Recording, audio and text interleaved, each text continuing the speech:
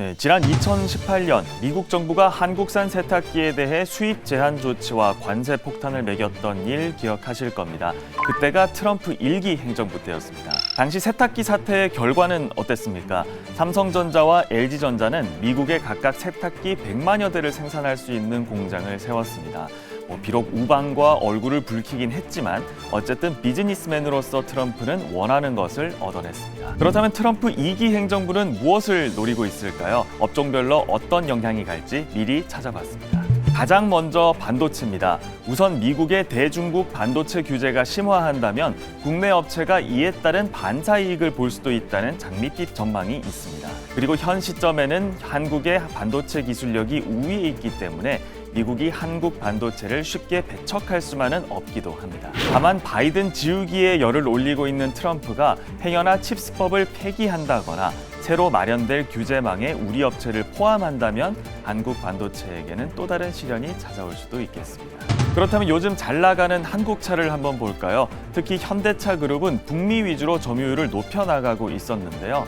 트럼프 2기 행정부 출범과 함께 관세 부과 확률이 높아졌습니다. 관세가 생겨나게 된다면 미국 소비자가 차를 구입할 때 지불해야 하는 가격도 높아지므로 가격 경쟁력이 떨어지게 되겠죠. 뿐만 아니라 인플레이션 감축법에 근거해서 제공되고 있는 전기차 구입 보조금 역시 폐지될 확률이 높아진 상태입니다. 이처럼 친환경 에너지 기업들이 고통을 겪는 반면 전통적인 화석연료 에너지 기업은 수혜가 예상됩니다.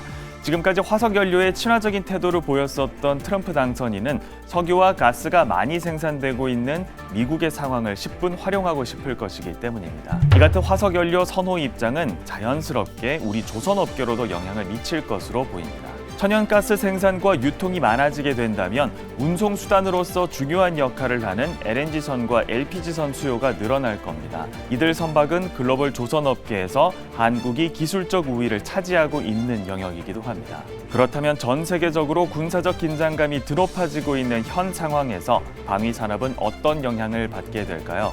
방위산업은 그 어떤 산업보다도 정치적인 결정에 영향을 많이 받습니다. 트럼프는 거듭해서 자국 우선주의를 강조해 왔었죠. 만약 방위산업 공급망에서도 아메리카 퍼스트를 강조하게 된다면 국내 방산업체의 대미 수출이 어려워질 수가 있습니다. 이 경우 고등훈련기 수출이라거나 이런 식으로 미국 시장에 도전하고 있던 국내 방산업체들의 경우 기대감을 낮춰야 할 필요도 있겠습니다.